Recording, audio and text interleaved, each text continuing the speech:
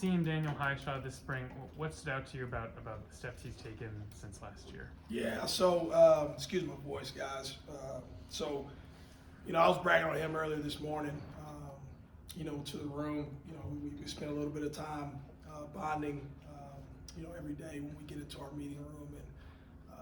And, just the resiliency. You talk about a guy that's literally been through everything, on and off the field. And every single day, he's super passionate about playing the game. Couldn't be more proud of just the steps that he's taken, more specifically than his game of he really focused, and put a lot of energy into, his ball security throughout this spring ball. And, he's really done a really good job of taking what we're teaching in the classroom, what we're teaching on the field, and applying it in 11-on-11 football. And, the pass protection piece of it, that's still an area that he's wanting to improve at, getting off of the spot, closing the gap, closing the space on defenders, striking with tight hands, just all the little things. His vision has improved even, each and every single year, being a vertical and decisive back. And really even more so, just even himself as a leader, and stepping up, being more vocal than probably he ever has been. And he's already a pretty vocal guy. He plays that way. And, so just really proud of the steps that he's taken, in his game, both on and off the field, in his process and what he's doing in recovery, in the film room, in his own time. Really, really proud of what the steps that he's taken. So we noticed a change in him since Devin's not here in terms of, hey, this is kind of his room now. Sure. You could say that, right? I think any young man that's been in the program for as long as he has and has had the success that he's had, if I were him, I would probably have the same, sort of approach to it as well, but those guys are super competitive. LaShawn, Harry, Johnny, Carson, Micah, the whole room, those guys are doing a really good job daily of challenging each other and pushing each other to bring out the very best in each other. So, he's really, really, specifically today, he's really approaching him in that manner. What was it about LaShawn that you really liked about what you saw from him at Iowa? Sure. And how is that translated? Yeah, the decisiveness, right? The physicality, the matureness that he kind of brings to the room, the experience. He's played a decent amount of football, in the Big Ten, and what he's kind of brought to the room. I like to say it's like a 2.0 of Daniel. He is a violent player, and he's going to be a lot of fun to watch. Those two, how much do you feel like that can help set the tone for a room, but also maybe the offense, that physicality? Yeah, and that's what we talk about every day, right? Setting the tone for the offense, being a spark for the offense, whether that's with us running the football or even in protection, right? Those guys really, have taken that to heart, and they show up every single day to do that, to be the spark for the offense, right? And so really, really proud and really, really thankful that, and I mean that, I'm thankful to have the room that I have, because those guys have really bonded together, have done a tremendous job of, being ultra competitive, right? But understanding that, off the field we're buddies. You know what I'm saying? And that's the type of culture that they've built. And even for Dev, like that's a legacy that he's kind of left behind as well. And really, really proud of just what those guys have been able to do within the room. Jonathan, when you talk about Highshaw being more vertical and decisive in that way, how do you improve something like that? How do you work it? Is it just reps? Is it just seeing it? Is it film? What? Yeah, I think it's all of it, Mm-hmm. right? And putting the guys in settings to do that.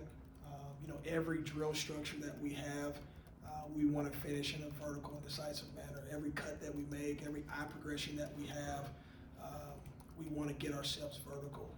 So training that through tracks, training that through Indy, really just setting and framing it for the guys within practice settings, but also in the film room. What should it look like on film? And what should it look like when we take the field? And piecing those things together for those guys. So in every aspect, in every facet, we are working towards those pieces, to make sure that that's occurring as ball carriers. And ultimately, we want to make sure, at the end of it, we want to make sure we're falling forward in all of it. So With Daniel too, I mean, what's the evolution throughout his career, not just last year to this year? What's the evolution been like for a guy who, always looks to hit people, and now you want him to run away from people a little bit more? How have you? Yeah, I guess it wouldn't be so much of running away from people. At the end of the day, he I guess you could say he was a guy that wanted to seek out contact. Right. But at the end of the day, we want to create yards. We want to create extra yards. So getting on the soft shoulder of defenders is really imperative. It's another piece that we're teaching in the meeting room. And even in tight spaces on the first and second level, twisting and torquing our bodies in tight spaces, getting skinny, reducing ourselves horizontally, just all those components, right, to allow us to create yards. I wouldn't necessarily say that it's running away from people, but it's making them miss, it's dodging them, in those pieces. And so, but at the same time, being vertical players is ultra important. Because I think if you get that train going, right, and that train, I mean Deuce, I mean LaShawn, I mean Harry, right, all those guys. It's a force to be reckoned with, and that's where their strong suits are as backs. I meant rear view, not 100%. avoiding. I meant rear view. 100%. Yeah, 100%. We've heard from a couple coaches about him being in a better headspace, Daniel Highshot. Just how do you see that borne out on a day-to-day basis? Yeah, I think at the end of the day, one thing that I love that Daniel talks about, even for himself, is deciding that today is going to be a good day, every day that he wakes up. And I think that taking that approach, you think about all the pressures that these young men are going through nowadays. All the, you've seen it even in men's basketball as well. You guys know the storylines that are out there, but there's so many pressures and things that are happening that these guys, in some ways, can't control, right? And so at the same time, I'm really proud of how our guys are blocking it out. Finding ways and being creative to make sure they block out the noise. But also too uplifting each other, encouraging each other, empowering each other. I think that's what's really powerful about them of just coming together and making sure that they are in the right headspace, they are in the right mindset as they approach every single day. And I think us as leaders, as coaches, we have to model that for them, right? Because we face a lot of scrutiny, ourselves, probably more some than others, right? But at the same time, we have to learn and we have to teach how to model that for our young men. And I'm really proud of how he specifically, but all of them have done a really good job of managing that. Lance said on Saturday the running back room's a little bit nicked up. What did Harry kind of show you this spring before getting banged up a little bit? Sure, yeah. Harry has really grown a lot and becoming more comfortable in the offense. And, I think that his play speed has improved even more than what it has before. He showed confidence, he showed competence within what we're doing. The ability to, his balance, his run on contact, the contact balance that's there, his ability to catch the football out of the backfield is probably one of the best in the room. And so I'm really, really impressed, even so far, of what he was able to show. But I got to mention just his physicality. When he can get north and south, it's a lot of fun to watch because the young man has really good breakaway speed. So overall, I was really impressed just to see, over those practices what he was able to improve upon from this past season and last spring, and there's still a lot of work to do. There was a clip of Johnny Thompson on social media the other day where he cut around like 4 different defenders. Just, I guess, what can that kind of elusiveness bring to your running back room? Yeah, he has a unique skill set. He does a really good job of making guys miss in space, and at times, that also can get him in trouble. But needless to say, Johnny has really done a good job of, sort of honing in on who he is as a player, right, and what he can do for us and this team. And I think that he's taken steps daily in his approach to continue to improve, right? And it's really exciting just to see even the growth and confidence that he's developing.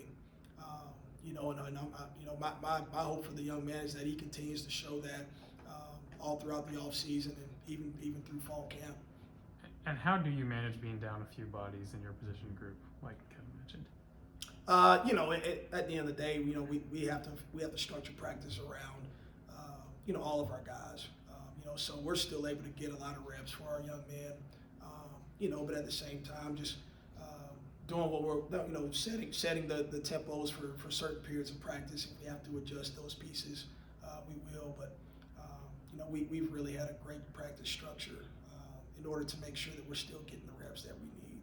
So, Jonathan, what's it been like with the chemistry with Zabrowski and now Lubick and you guys all working together?